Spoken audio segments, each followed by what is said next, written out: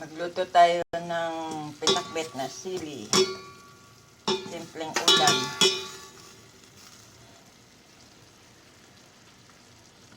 Yan, try nyo din yan guys. Lutuin ang pinakbet na sili.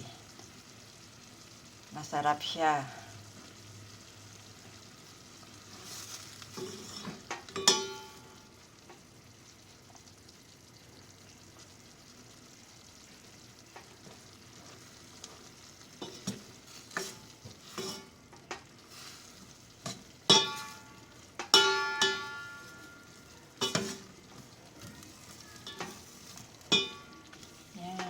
Ito na ang ating pinakbet na sili.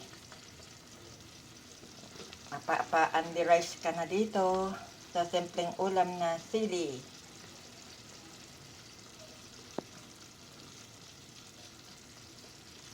Thank you guys for watching.